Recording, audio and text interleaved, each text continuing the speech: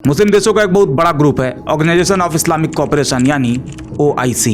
नाम तो सुना होगा आपने। कहने को तो ये मुसलमानों को सबसे बड़ा संगठन है, लेकिन जब मुस्लिम पर कोई बवाल आता है तो ये सारे के सारे लोग मिलकर बड़ी जिम्मेदारी से उसकी निंदा कर देते हैं। अभी हाल ही में सऊदी अरब के जद्दा में OIC ने अपनी निंदा मशीन को फुल स्पीड में चालू किया और इसराइल को जमकर कोसा, खूब बद्दुआएं दी। लेकिन सवाल यह है क्या बस इसी तरह बद्दुआएं ही चलती रहेंगी या कुछ रियल एक्शन भी होगा? तो आइए OIC मुसलमानों के सबसे बड़े ग्रुप की हकीकत आपको बताते हैं, जो आपको सोचने पर मजबूर कर देगा। लेकिन वीडियो में आगे बढ़ूं उससे पहले आपसे एक अपील है कि आप इस वीडियो को अभी लाइक कर दो। और आपको क्या लगता है OIC कितना % घटिया संगठन है, कमेंट में जरूर बता दो। बाकी हम बढ़ते हैं आज के टॉपिक की तरफ।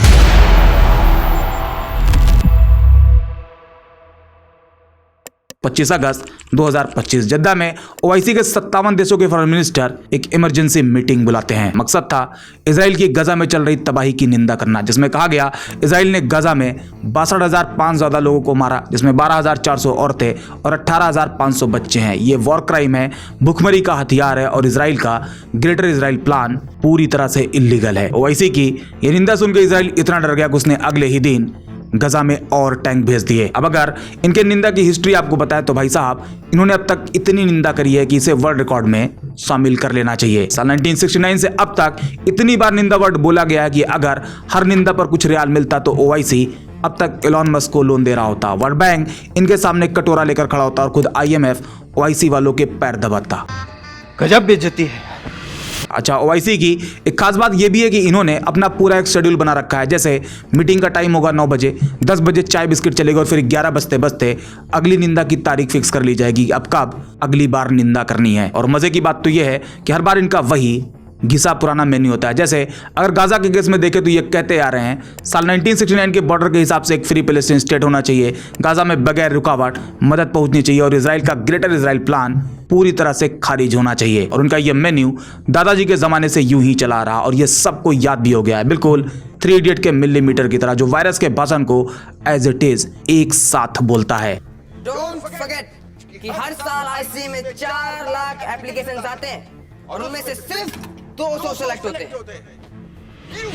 अब अगर इसराइल के केस में देखें तो इसराइल को लेकर OIC की निंदा इतनी प्रिडिक्टेबल है कि अब तो इसराइल वाले पहले से जवाब तैयार रखते हैं कि बस OIC अपनी स्क्रिप्ट रिपीट करे और हम अपना जवाब दे दें। ये अब तक इतनी निंदा कर चुके हैं कि अगर OIC की निंदा को पेपर पर छापा जाए तो गाजा तक सड़क बन जाएगी। अब आप एक और हकीकत जाने, OIC ने गाजा के लिए अल कुद्स फंड और गाजा रिलीफ फंड बनाया हुआ है, जिसके तहत गाजा की मदद का सिस्टम बना हुआ है, जिसमें अल कुद्स को सालाना 70 से लेकर $100 मिलियन फंड मिलता है और गाजा रिलीफ फंड को पिछले साल 90 से लेकर $120 मिलियन का फंड प्राप्त हुआ था। लेकिन अब आपको जान के हैरानी होगी कि इसराइल का डिफेंस बजट हर साल $32 बिलियन से ज्यादा है और OIC के ये फंड उनके सामने पॉकेट मनी जितने हैं। यही वजह है कि अभी जब 2025 के मीटिंग में कतर और मिस्र ने सीजफायर मीडिएट किया तो इसराइल ने उसे भी थैंक्स बट नो थैंक्स बोल दिया। मतलब कोई जरूरत ही नहीं है भाई, उसे भी पता है गाजा के लिए मुस्लिम देशों के पास कितना फंड है और ये कितनी हैसियत रखते हैं, ये सिर्फ निंदा ही कर सकते हैं, इसके अलावा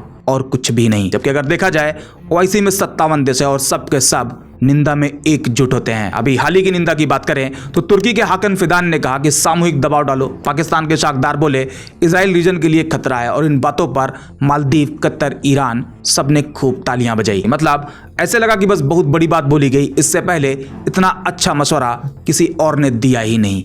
ये बस क्या ही बताया आपको, बस ऐसे लग रहा था सारे मिलके हमको पागल बना रहे हैं।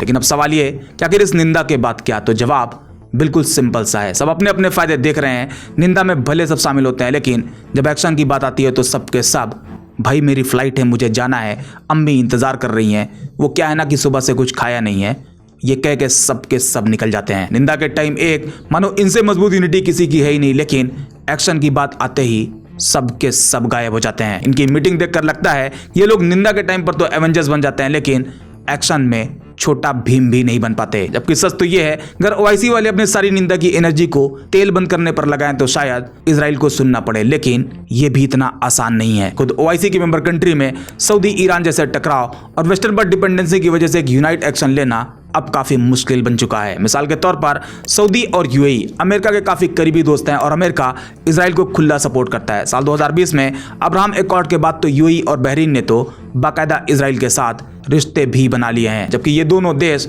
ओआईसी के मेंबर है, और जब ओआईसी की मेंबर कंट्री इजराइल के साथ मिल गई है तो ओआईसी की निंदा में कितना वजन आएगा आप खुद समझ सकते हो। अब अगर इस बार की निंदा मीटिंग को देखा जाए तो ओआईसी ने इस बार कहा यूएनएससी इमरजेंसी सेशन बुलाए, इजराइल पर सैंक्शन लगाए, जर्नलिस्ट डॉक्टरों पर हमले बंद हो। सुनने में तो बड़ा अच्छा लगा कि ओआईसी ने काफी अच्छी डिमांड कर डाली है, लेकिन भाई आपको पता होना चाहिए यूएनएससी में अमेरिका का वीटो इजराइल की सुपर शील्ड है। ओआईसी की निंदा यूएन में जाती है और वहां से सीधे डस्टबिन में पहुंच जाती है। ओआईसी की निंदा का असर बस इतना है कि इजराइल वाले मजे लेते हैं। अच्छा, एक और निंदा, ठीक है, गाजा पर अगला टारगेट फिक्स किया जाए। अगर ओआईसी की निंदा को वाईफाई सिग्नल में बदला जाए तो सिग्नल 0 बार दिखेगा। आप खुद देख लो, ओआईसी ने 2018 में तुर्की की अगुवाई में इजराइल के खिलाफ प्रस्ताव पेश किया, लेकिन हमेशा की तरह वो भी अमेरिका की वीटो की भेंट चढ़ गया। साल 2025 की मीटिंग में ओआईसी ने फिलिस्तीन को यूएन में फुल मेंबरशिप देने की मांग की, लेकिन ये भी अटक गया। और इसी तरह पिछले 50 साल से ऐसे दर्जनों प्रस्ताव ओआईसी की तरफ से फेल हो चुके हैं। साल 1969 में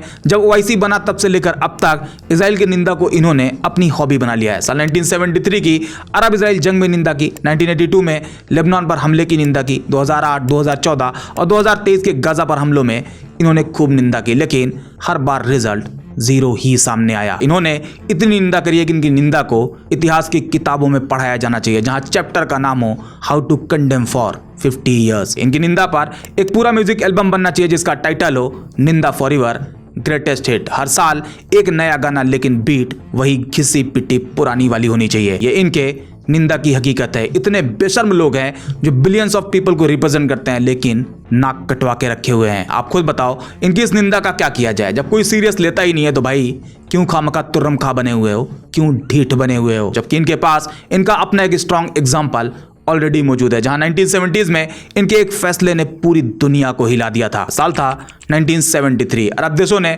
यूनाइट होकर एक मजबूत फैसला लिया और ऑयल सप्लाई पर पूरी तरह से रोक लगा दिया। वेस्टर्न में हाहाकार मच जाता है, तेल की कीमतें आसमान छूने लगती है, कीमत में 300% का बूस्ट आता है, एक बैरल की कीमत $3 से बढ़कर $12 तक पहुंच जाती है। ये पहली बार था जब अरब कंट्री ने वेस्टर्न पर तगड़ा दबाव डाल दिया था। Saudi king Faisal bin Abdul Aziz, oil minister Ahmed Zaki Yamani, Egyptian president Anwar Sadat, Algerian president Houari Boumediene, ये सब इस हिम्मत वाले फैसले के हीरो होते हैं। लेकिन सवाल ये, अब ये यूनिटी कहां चली गई? तो जवाब बिल्कुल सिंपल है। आज ओआईसी के कई देश जैसे सऊदी और यूएई वेस्टर्न के साथ मिलकर व्यापार बढ़ाने में लगे हैं। उन्हें कोई मतलब नहीं है कि गाजा में क्या हो रहा है। इनमें से एक ईरान के अटैक के बाद इजराइल को मेडिकल फैसिलिटी प्रोवाइड करता है, तो एक इजराइल में हरी सब्जियों का ठेका लिए हुआ है, एक तो इजराइल को बचाने के लिए खुद अपने ही एयर डिफेंस को एक्टिव कर देता है। ये इनकी हकीकत है। लेकिन मुस्लिम उम्मा इनसे सवाल करती है तो ये लोग बस निंदा की फर्ज अदायगी करके खुद साइड हो जाते हैं। अब कोई 1973 की बात नहीं करता।